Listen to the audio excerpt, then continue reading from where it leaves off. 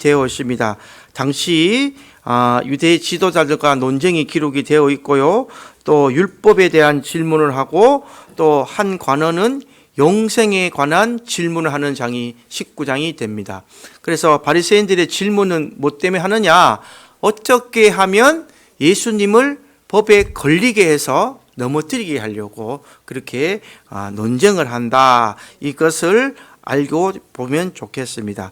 바리새인들이 먼저 19장 3절에 보면 질문을 합니다. 19장 3절 한번 우리 안 되나요? 한번 읽어보겠습니다. 시작. 바리새인들이 예수께 나와 그를 시험하여 이르되 사람이 어떤 이유가 있으면 그 아내를 버리는 것이 옳으니까. 이 질문을 가지고 당시의 바리새인들의 신앙을 조금 알 수가 있죠. 자기가들이 이적이 되는 것에 대해서 어떤 이유로 아내를 버리는 것이다. 아내를 버린다는 생각한다는 자체가 그 당시의 영적인 상황이다. 이걸 제가 말씀드린 거예요. 우리가 둘이 만나서 한 몸이 되어야 되는데 예전에 우리나라 유대 교회에 우리 조상들도 여인을 대할 때에 아내를 대할 때에 조금 홀데이 돼 있다라는 것을 알 수 있죠. 그래서 막 두 집 살림, 세 집 살림 하는 분도 있고 뭔가 여인들은 좀 업신 여기는 가벼이 여기는 것이 있었는데 이때 유대인들도 지금 그 말을 하고 있단 말이에요. 귀인을 버리는 것이 옳지 않느냐. 그래서 이혼에 관련된 법을 가지고 질문을 하죠. 남편은 아내를 버릴 수 있다라는 것을 주장하려고 이 질문을 한 거예요. 이 내용 속에는 아내가 내 부인이 마음에 안 들면 버릴 수 있습니까? 없습니까? 버려도 됩니까? 이 말이죠. 이 말을 지금 묻고 있습니다. 그래서 왜 이런 말이 있느냐? 그 당시 헤롯 빌립이라는 이 왕도, 헤롯 왕도 누구예요? 헤로디아와 이혼을 하고 또 헤로디아는 빌립의 형인 헤롯 안디아와 또 결혼을 하게 됩니다. 그러니까 이 형 아내를 부인을 뺏어서 결혼한단 말이에요. 왕도 그렇게 했단 말이에요. 왕도 자기 마음에 들면 왕이 형의 부인도 자기 것으로 만들어버리는 이런 시대에 살고 있었기 때문에 이것 때문에 세례 요한이 죽었잖아요. 세례 요한이 옥에 갇혔을 때에 왜 옥에 갇혔는가 설명드렸죠. 왕의 잘못된 결혼에 대해서 비판하다가 옥에 갇히고 또 그 옥에 갇혔을 때에 그 딸이 세례 요한의 목을 가져달라고 해서 죽임을 당하는 것이 바로 세례 요한의 죽음입니다. 그래서 이런 문제가 세상 속으로 다 공공연히 그냥 관습이 되어버린 그런 세상이었습니다. 이때에 이혼의 문제는 아주 민감한 사회인데 이 바리새인들도 여러 학파로 견해가 나뉘었는데 보수적인 샴마이 학파라고 써요. 샴마이 학파는 간음을 행한 것 외에는 어떤 이유로든 이 이혼을 할 수 없다라는 주장을 했고 좀 더 자유론해서 자유주의죠. 자유주의. 힐렐 학파라고 있었는데 이 힐렐 학파들은 어떻게 얘기했느냐? 광범위하게 해석해서 남편이 아내를 싫어하면 이혼을 할 수 있다 이렇게 해석을 한 거예요. 그래서 항상 그 시대에 살아보면 보수와 진보가 있듯이 이 당시에 또 이렇게 주장하는 두 학파들이 있었다 이 말입니다. 그래서 하나님께서 이렇게 예수님에게 무엇을 설명하시는가? 창조의 원리를 들어서 예수님께서 가르침을 주십니다. 4절부터 6절까지 한번 읽어보겠습니다. 시작. 예수께서 대답하여 이르시되 사람을 지으시니가 본래 그들을 남자와 여자로 지으시고 말씀하시기를 그러므로 그 사람이 그 부모를 떠나서 아내에게 합하여 그 둘이 한 몸이 될지니라 하신 것을 읽지 못하였느냐. 그런즉 이제 둘이 아니요 한 몸이니 그러므로 하나님이 짝지어 주신 것을 사람이 나누지 못할지니라 하시니. 할렐루야. 하나님이 천지 창조하시고 아담과 하와를 지으실 때에 남자와 여자를 지으셨다 이 말씀을 하시는 거예요. 천지적 하나님께서 하나로 만들어 뒀는데 인간이 나누지 못한다 이 말을 하고 계십니다. 근데 지금 우리 세상에는 이혼이 너무 흔하죠. 요즘은 제 어릴 때와 달라서 제 어릴 때는 정말 어떻게든 자식들 보고 살아가는 세대였지 않습니까? 지금은 제일 유행하는 게 뭔지 아세요? 황혼 이혼이 유행합니다. 황혼 이혼. 이제 이 영감하고 한 40년 살아보니까 도저히 못 살겠다 이거예요. 내 이제 니하고 못 살겠다. 마지막 내 남은 이 세월도에도 내 혼자 좀 편하게 살아보자. 그 실제 연예인들 중에 백일섭 씨나 이런 사람들은 졸혼이라는 걸 했다 그러죠. 졸혼을 해가지고 지금 실제로 각자 따로 사는데 너무 편하다는 말씀을 많이 하더라고요. 제가 볼 때는 별로 편하게 안 보이는데. 근데 여러분, 성경의 창조의 원리를 보면요, 우리가 한 남자와 여자로 만나서 정말 사랑하며 사는 것이 하나님의 뜻입니다. 사랑하며 살아야 되는 것이 하나님의 뜻이에요. 근데 그게 왜 안 되느냐? 각자 자기 주장을 하기 때문에 안 되는 거예요. 자기 생각대로 이 사람을 바꾸려고 그러니까 안 되는 거예요.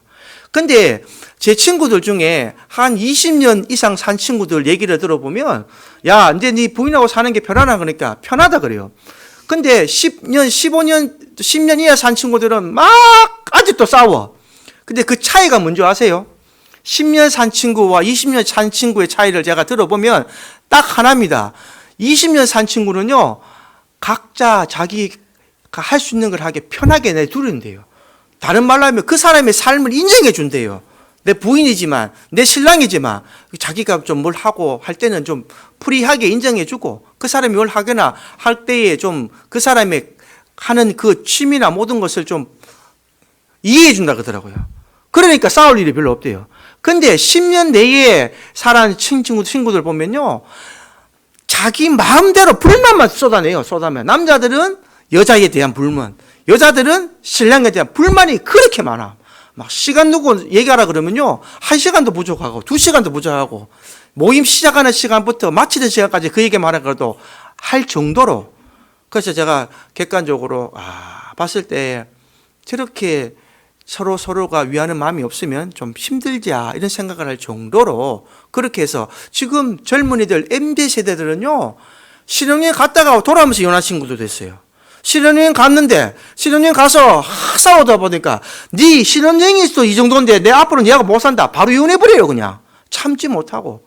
그런 일이 지금 비일비재합니다. 그러니까 아예 결혼을 안 하는 게 더 많고, 또 국제 결혼이 더 많아졌어요.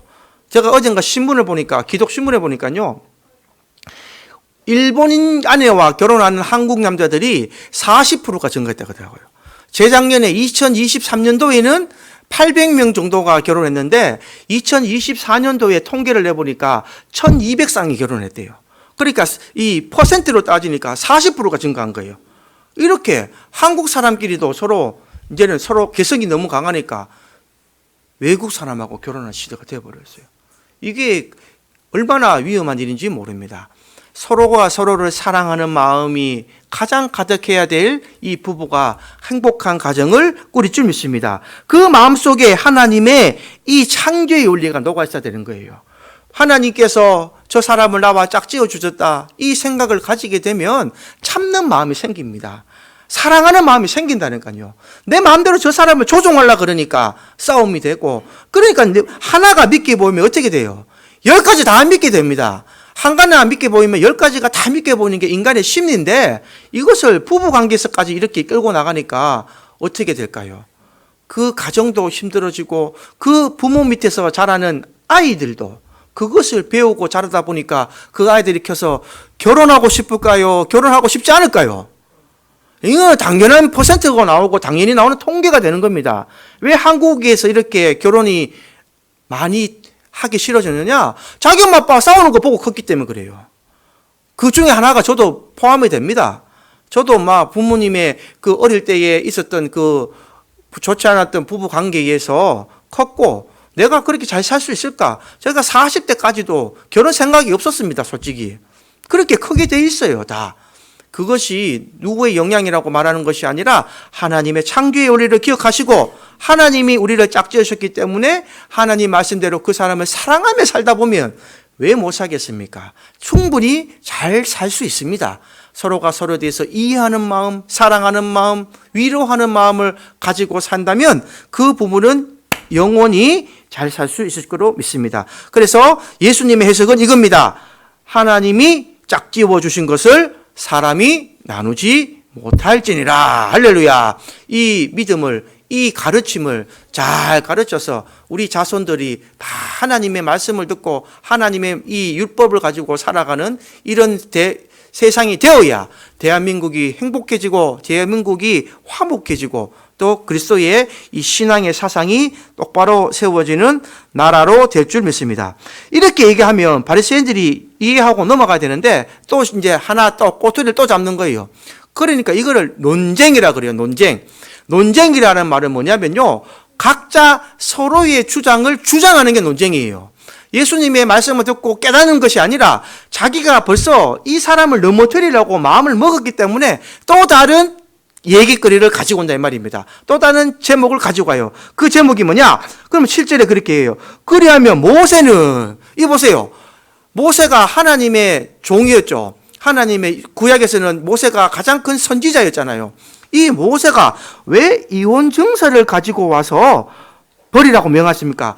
야, 이제 성경에서 있었던 사건을 그대로 가지고 와서 예수님한테 넘어뜨리려고 질문을 합니다. 그때 8절에 보시면 예수님께서 이렇게 말씀하시죠. 8절 한번 읽어보겠습니다. 시작.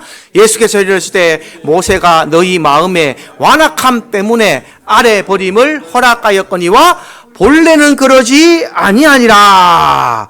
보세요. 예수님은 그대로 다시 또 해주세요. 우리의 완악함, 우리 마음의 완악함 때문에 잠시 그걸 허락했다 이 말입니다. 완전히 이렇게 하라는 것이 아니라 이 당시에 무슨 사건이 있었는가 우리 한번 알아보기 원합니다. 신명기 24장 1절에 보면 이 사건이에요. 이 사건. 오늘 신명기 가서 24장 읽어보세요. 신명기 24장 1절 한번 읽어보겠습니다. 시작. 사람이 아내를 맞이하여 데려온 후에 그에게 수치되는 일이 있음을 발견하고 그를 기뻐하지 아니하면 이혼 증서를 써서 그의 손에 주고 그를 자기 집에서 내보낼 것이요. 이 모세가 말했던 율법이다 이 말이에요. 그리고 뒤에 절을 다 한번 읽어보세요. 모세가 지금 신명기 24장에서 이혼 증서를 써서 그의 손을 주고 너 나가라 이 말을 했다고 해서 지금 바리새인들이 걸고 넘어진다 이 말입니다. 근데 자, 이 말씀을 흔히 자기 욕심을 이루는 법으로 해석하면 안 된다는 거예요. 죄 없는 사람은 먼저 돌로 쳐라 말씀을 이용해서 깨끗한 사람 누가 있나 자기 죄를 지적하는 사람에게 너도 죄인이 아니라는 식으로 자기 죄를 당연한 것처럼 말하는 사람도 있습니다. 말씀을 잘못 이해했다는 거예요. 예수님께서는 뭐라고 말하느냐? 누구든지 음행한 이유 외에 아내를 버리고 다른 데 장가 드는 자도 간음함이라 말씀하세요. 음행한 이유 외에 여자를 버리고 다른 데 장가 가는 것도 간음함이라 라고 말씀하셨는데 이것을 예수님의 해석을 잘못 받아들이고 모세가 했던 이 해석을 가지고 얘기하니까 예수님께서 그거는 너희의 완악한 마음을 때문에 그렇게 한 것이지 하나님은 원하지 아니하신다라는 말씀을 하는 것입니다. 그래서 악한 사람들이 하나님의 말씀을 좀 안다고 이런 법을 이용해서 더 악한 죄를 짓는 거예요. 하나님은 이 생명을 더 귀중히 여기고 사랑하는 법을 더 좋아하시는 줄을 기억하시기 바랍니다. 우리가 다툰 일이 있어도 예배도 예수님께서 뭐라 그러세요? 형제하고 싸운 일이 있거든 예배 먼저 드리고 화해하라 그럽니까? 화해하고 와서 예배 드리라 그럽니까? 화해하고 와서 예배 드리라 그러잖아요. 예수님과 이 하나님은요 우리의 외모를 보시지 아니하고 중심을 보시는 걸 기억하시기 바랍니다. 사람은 외모를 보거니와 하나님은 중심을 보시느니라. 우리 중심이 그 사람을 사랑하는 마음이 있으면, 그 부인을 사랑하는 마음이 있으면 그 마음대로 끝까지 잘 살아갈 수 있다라는 것을 기억하고 있어야 됩니다. 그래서 욕심을 가지고 살아가기 때문에 자기 아내를 버리고 이혼 증서를 써서라도 내가 마음에 드는 사람과 살겠다 이거잖아요. 지금 쉽게 말해서. 이게 얼마나 인간의 완악한 욕심 때문에 출발하는 범죄입니까? 죄라는 거예요. 죄. 이 죄를 기억하셔서 끝까지 하나님은 가정의 사명을 버리지 말고 주님께서 욕심을 내려놓고 또 서로 사랑하면서 살아라 라는 말씀을 하고 계시는 것입니다. 이것은 요즘의 젊은 사람들이 정말 귀담아 들어야 될 내용이다. 젊은이들은 정말 부인을 사랑하고 또 신랑을 존경하면서 서로 화합해서 정말 잘 사는 것도 중요하다라는 것을 가르쳐 주고 있습니다. 꼭 오늘 이 말씀을 들으셨으면 주위에 젊은이들이나 아직 결혼 안 한 사람들이 있으면 전해주어서 하나님의 법대로 끝까지 사랑하는 그들의 가정을 꾸리기를 함께 기도해주는 여러분 되기를 주님의 이름으로 축복합니다. 그리고 10절부터 말씀해 보시면 이제 제자들이 질문을 하죠. 이 내용은 다른 복음서에는 나오지 않는 내용입니다. 그러면 제자들이 이렇게 한 아내와 평생을 살아야 한다면 차라리 장가들지 않는 것도 좋겠나이다. 야, 이게 보세요. 이제 이 일부 다처제를 그냥 그 당시로는 하나의 관습처럼 이렇게 진행되었다는 것을 알 수가 있죠. 이런 질문을 한다는 자체가 당연히 남자가 결혼하면 더 많은 여자를 더 데리고 살아야 되는 것이 당연하지 않겠냐. 그렇게 할 것 같으면 장가 안 되는 것도 안 좋겠습니까? 이 얘기를 하고 있는 거예요. 이 시대에 벌써 관습이었다. 이 시대의 영적인 상황을 알 수 있죠. 그때에 예수님께서 뭐라고 말씀하시는 거냐면요. 혼자 사는 것도 사명이 있어야 산다라는 말씀을 하신 거예요. 혼자 사는 것도. 결혼을 하는 것도 사명이라면 혼자 사는 것도 사명이다. 독신도 은사가 있어야 감당할 수 있고 음란의 죄도 이길 수 있다라는 말씀을 하시면서 12절 말씀을 하시죠. 12절 말씀 우리 한번 다 같이 읽어보겠습니다. 시작. 어머니의 태로부터 된 고자도 있고 사람이 만든 고자도 있고 천국을 위하여 스스로 된 고자도 있도다. 이 말을 받을 만한 자는 받을지어다. 아멘. 첫째는 태어남부터 고자, 태어나면서 성기능을 상용하지 못하는 자가 있을 수 있죠. 또 두 번째는 사람이 만든 고자, 이 물리적으로 힘을 가해서 쉽게 말하면 우리나라 옛날에 조선시대에 있었던 내시들은 물리적인 힘을 가해서 이렇게 남자의 기능을 못하겠고 또 천국을 위하여 스스로 된 고자 이거는 성경 속에서 보는 우리 바울이 나올 수 있겠죠. 바울을 예로 들 수 있습니다. 바울은 자기가 천국 하나님 복음을 전하기 위해서 스스로 자기의 이 결혼 생활을 포기하고 하나님 나라를 위해서 헌신했던 사람입니다. 이래서 이렇게 살 사람 말고는 어떻게 하라고요? 결혼하라고요. 이렇게 할 사람 말고는 결혼하라고. 왜냐? 살아가면서 음행의 죄를 짓는 것보다 가정을 이루어서 그 음행의 죄를 짓지 않는 것이 더 좋다 이 말씀이에요. 더 말씀이 좋다. 그 말씀을 하고 계시는 겁니다. 그래서 음란의 죄를 인간의 본성으로 이길 수 없으니까 이렇게 스스로 하나님께서 주신 사명자 외에는 결혼해라 행복한 가정을 잘하라. 그리고 이제 13절 15절에는 천국은 마치 하나님 나라는 어린아이와 같은 마음이 가진 사람이 들어간다라는 말씀을 하시고 있습니다. 그래서 천국이 주인인 것처럼 하지만 진짜 하나님의 나라는 이런 어린아이와 같은 마음과 믿음이 있어야 된다라고 말씀을 드리면서 예수님께서 권면을 하고 계신 거예요. 어린아이와 같은 믿음 제가 설명드렸죠. 어린아이는 믿음이 어떤 믿음이냐? 부모가 부를 때에 자기가 하던 모든 것을 내려놓고 부모에게 뛰어가는 믿음이에요. 그러면 그 아이의 머릿속에는 놀고 먹는 것이 많을까요? 부모가 더 많을까요? 부모가 훨씬 많죠. 부모가 부를 때는 맹목적인 부름에 달려가는 거예요. 하나님은 그런 어린아이와 같은 하나님을 바라보는 우리의 심령을, 우리의 모습을 원하고 계십니다. 그런 사람들이 천국에 갈 수 있다라고 말씀합니다. 그래서 오늘 본문 말씀에 보면 아주 재미있는 에피소드가 기록이 되어 있습니다. 재물이 많은 청년이 소개되는데요. 16절 말씀부터 오늘 본문이 나오는데 어떤 한 사람이 이제는 영생을 가지고 질문하는 장면이 나옵니다. 영생의 문제. 누가복음에는 이 사람을 관원이라고 소개하는데요. 이 관원이 뭐냐? 바로 지위가 있는 유력한 사람이죠. 관원, 아주 지위도 있고 권력도 있고 돈도 있는 사람이다 이 말이죠. 그래서 이 젊은 데다가 돈도 있고 권력도 있고 이 땅에서는 부족하지 않을 만큼 다 가진 사람이 이렇게 주님한테 얘기를 합니다. 16절에 보시면 선생님이여 내가 무슨 선한 일을 하여야 영생을 얻으리까 이렇게 기록되는데 마가복음 10장 17절에 보면 이렇게 기록이 되어 있어요. 마가복음 10장 17절 한번 읽어보겠습니다. 시작. 예수께서 길에 가실 때에 한 사람이 달려와서 꿇어 앉아 묻자오되 선한 선생님이여 내가 무엇을 하여야 영생을 얻으리까.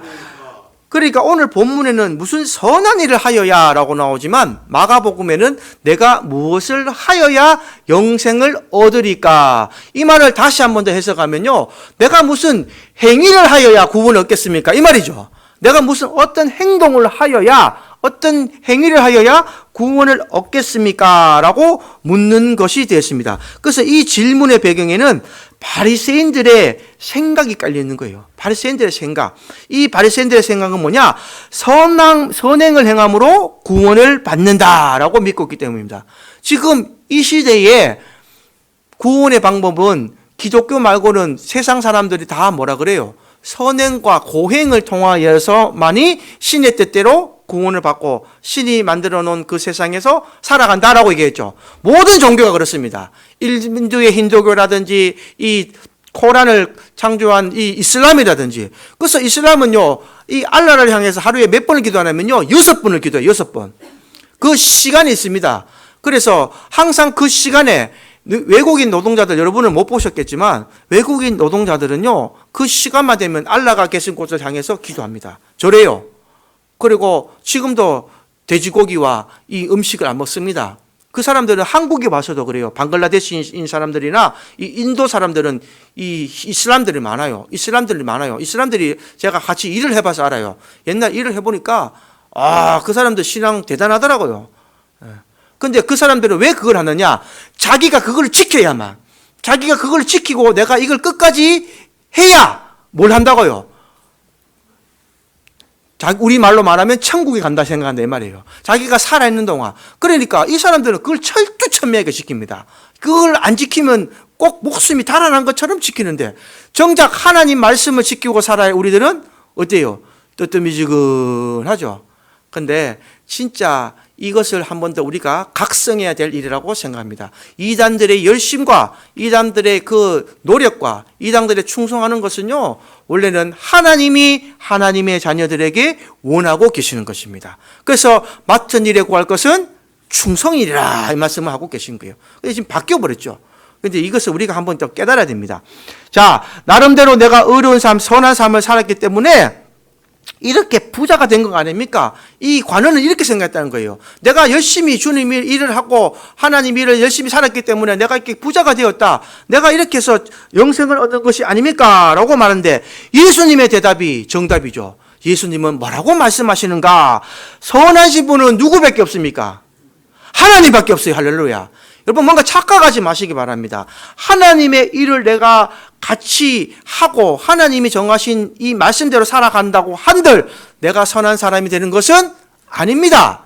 많은 사람들이 여기 착각을 하고 있어요. 그러나 하나님이 우리에게 주신 사명을 하나님이 우리의 손과 발을 사용하신다고 기억하셔야 됩니다. 하나님이 우리를 자녀 삼으시고 우리를 통해서 하나님의 일을 만들어 가시는 건데 그 뒤에 백그라운드에는 누가 계시느냐? 오직 하나님이 계시는 거예요. 그래서 우리가 하는 일의 모든 것에는 누가 영광을 받아야 되느냐? 하나님만 받아야 되는 겁니다. 내가 영광 받으려면 그것이 이단이 되고 그것은 성경과는 다른 변질되는 사람의 모습이 되는 것입니다. 그래서 영생을 얻으려면 예수님께서 뭐라고 말씀하시느냐? 하나님의 말씀인 계명을 지키고 살아라 라고 지금 말씀하십니다. 십계명과 레위기 말씀의 핵심을 얘기하겠죠. 그래서 오늘 나오는 이 말씀은요, 인간이 지켜야 될 계명이죠. 십계명 5계명부터 지난 말씀이죠. 살인하지 말라, 가늠하지 말라, 도둑질하지 말라, 거짓 증언하지 말라, 또 내 이웃을 내 자신과 같이 사랑하라, 부모를 공경하라. 할렐루야. 이 계명은 우리가 이 땅 위에 살면서 지켜야 될 계명입니다. 첫째, 살인하지 말라, 간음하지 말라, 도둑질하지 말라, 거짓말하지 말라, 부모를 공경하라, 그리고 내 이웃을 내 자신과 같이 사랑하라. 이 말씀을 예수님께서 말합니다. 그런데 이 관원도 보통 사람은 아니에요. 하나님 말씀의 계명을 잘 지키고 산 사람이죠. 그래서 떳떳하게 얘기합니다. 내가 이 모든 것을 지켰습니다.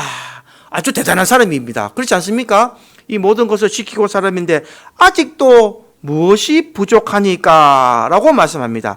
그때에 예수님께서 마지막 말씀을 하시는데 오늘 21절 말씀이 나오죠. 21절 말씀 우리 다 같이 밖에 합독해서 읽어보겠습니다. 시작.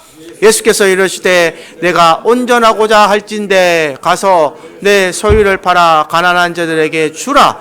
그리하면 하늘에서 보화가 내게 있으리라.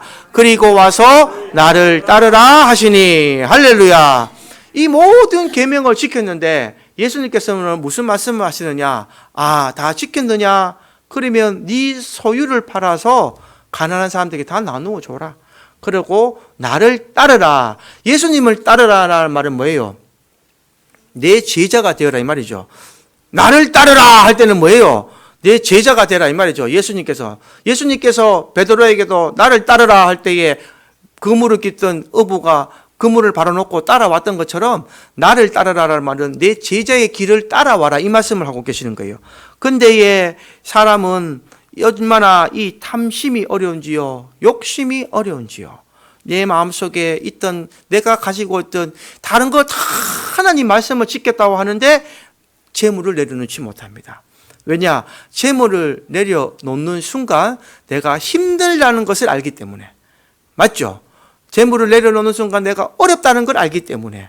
그래서 이 말을 듣고 난 이 오늘 청년의 삶을 한번 합독해 보겠습니다. 이 청년이 어떻게 반응을 하였는가 한번 읽어보기를 원합니다. 22절 말씀 읽어보겠습니다. 시작. 그 청년이 재물이 많음으로 이 말씀을 듣고 근심하며 가니라. 할렐루야. 오늘 여기 계신 여러분들 재물이 많으십니까? 재물이 조금 적은 것도 하나님의 은혜입니다. 할렐루야. 재물이 적은 사람은 하나님이 내놓으라 그러면 내놓을 수 있어요. 진짜입니다. 저도 한번 경험을 해봤고, 근데 내가 300만 원 있을 때 300만 원 내놓으라 하면 드릴 수 있어요. 없다고 생각하면 그만이에요. 근데 내가 3억이 있다고 생각해 보세요. 3억 적다. 한 30억 해봅시다. 30억. 30억 하면 근심하겠습니까? 안 하겠습니까?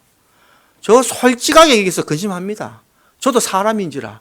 300만 원 있을 때 하나님 드리라고 하면 드릴 수 있어요. 없다 생각하고. 뭐 어차피 300만 원 없다 생각하면 그만이고, 그죠? 이때까지 없었는데 300만 원 못 드리겠습니까? 근데 여러분 30억이 있다고 생각하면요, 그건 얘기가 달라집니다. 엄청나게 해요.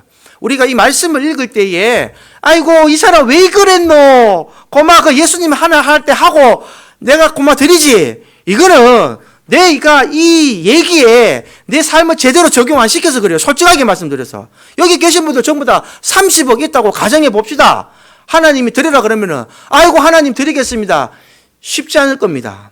그건 정말 부정할 수 없는 쉽지 않을 거예요. 진짜 있다면. 하나님이 당장 오늘 내게 꿈에 나타나셔서 내 오늘 30억 다 갖다 주고 그 누구 주라고요? 내 아들 주라는 얘기도 아니고 내 친척 주라는 얘기도 아니고 길 가다가 모르는 사람한테 다 나눠줘라. 가난한 사람한테. 그리고 너는 이제 내 일을 따라라. 아멘 하고 할 사람이 과연 몇 명이나 되겠습니까? 나는 천만 기독교인들한테 다 물어보고 싶어. 실제로. 과연 몇 명이나 나오겠습니까? 대형교회 목사님부터 저기 지하교회 성도들까지 다 모아서 한번 진짜 실제로 한다면요. 극히 적은 통계의 수가 나오지 않을까 저는 생각합니다. 물론 저 역시도 솔직히 장담 못하겠어요. 제가 이 단에서 했지만 저 하나님 계시니까 거짓말하면 안 되는 거죠.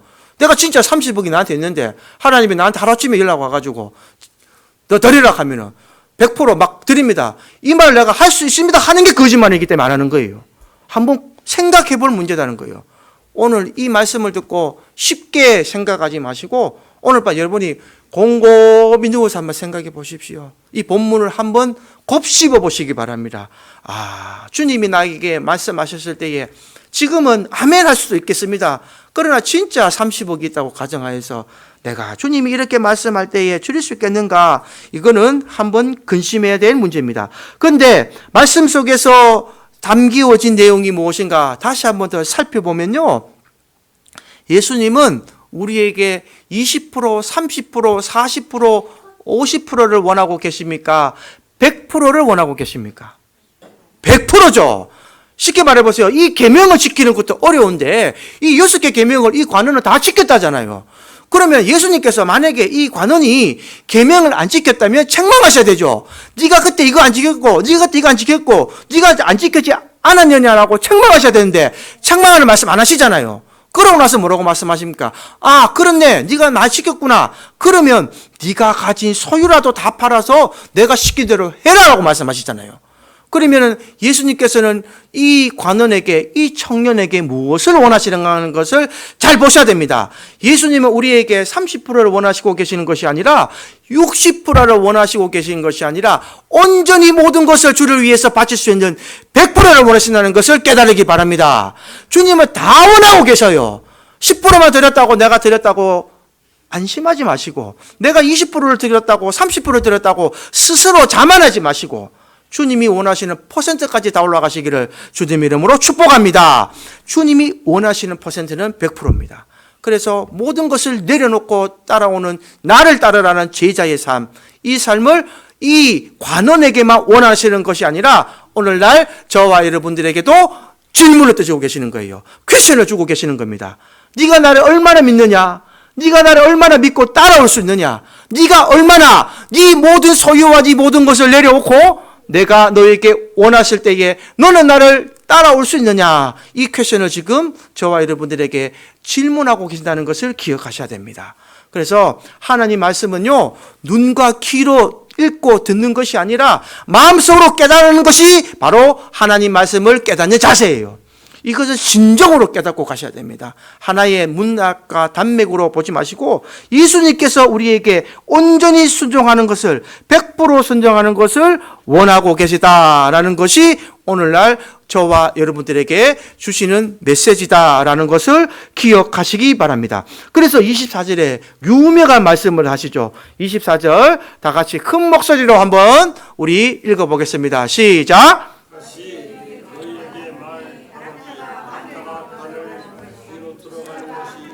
부자가 하나님 나라에 들어가는 것보다 쉬우니라 하시니. 할렐루야.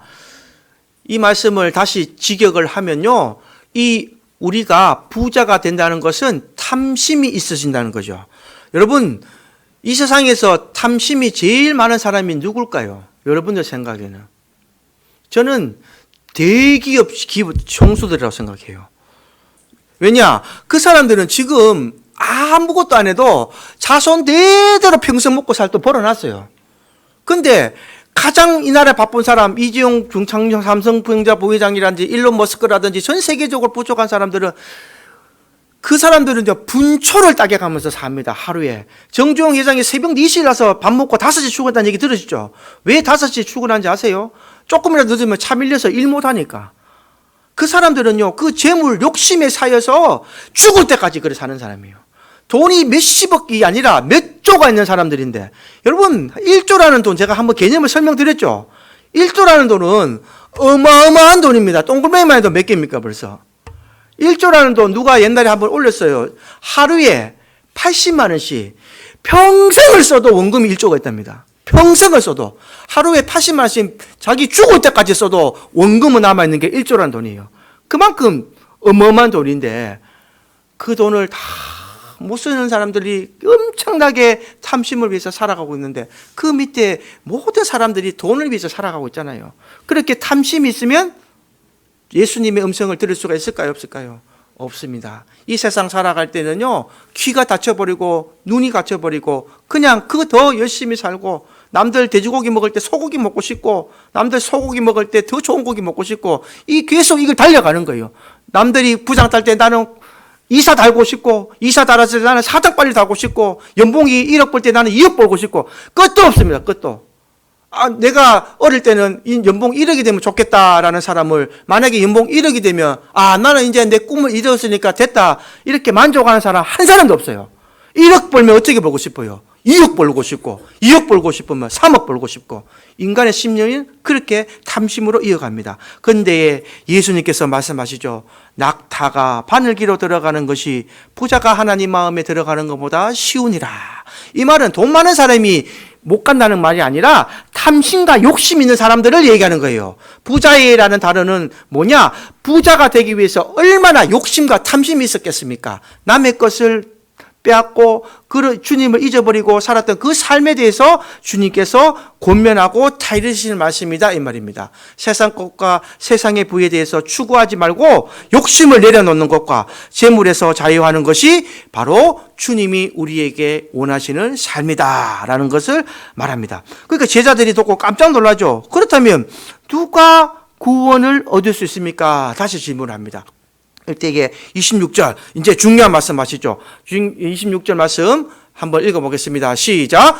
예수께서 그들을 보시며 이르시되 사람으로는 할 수 없으나 하나님으로서는 다 하실 수 있느니라. 할렐루야. 이걸 다시 말하면요, 사람으로는 이런 욕심으로는 할 수 없으나 하나님으로는 믿음으로 은혜로는 다 할 수 있느니라. 할렐루야. 하나님이 해놓으신 은혜와 믿음으로는 구원을 이룰 수 있다. 이 말씀을 예수님께서 직역을 하고 계시죠. 그래서 우리가 오늘 제가 읽었던 빌립보서 4장에 보면 바울이 이렇게 예수를 알고 나서부터 고난을 통하고 나서도 바울이 이렇게 고백하는 장면을 알 수가 있습니다. 빌립보서 4장 11절에서 13절까지 말씀 우리 다 같이 합독해서 읽어보겠습니다. 시작. 내가 궁핍함으로 말하는 것이 아니니라. 어떠한 형편에든지 나는 자족하기를 배웠노니 나는 비천에 처할 줄도 알고 풍부에 처할 줄도 알아. 모든 일 곧 배부름과 배고픔과 풍부와 궁핍에도 처할 줄 아는 일체의 비결을 배웠노라. 내게 능력 주시는 자 안에서 내가 모든 것을 할 수 있느니라. 할렐루야. 예수만 믿으면, 예수 안에만 있으면 모든 것을 할 수 있다 이 말이에요. 할렐루야. 가난할 수도 있고 부할 수도 있고 배고플 수도 있고 배부를 수도 있고 모든 것을 겪어봤다는 거예요, 바울이. 그러나 내가 이 시험과 이것은 살아갈 때 아무것도 아니라는 거예요. 배고픈 것도 아무것도 아니고 배부른 것도 아무것도 아니고 돈이 있을 때도 아무것도 아니고 돈이 없을 때도 아무것도 아니다. 뭐냐? 내가 예수 안에 있을 때 모든 것을 할 수 있다. 이 말은 예수 안에 참 평안이 있다 이 말이에요. 할렐루야. 주님이 나 안에 있을 때만 참 평안이 있다. 너희는 이것을 보고 따라오라 이걸 얘기하는 거예요.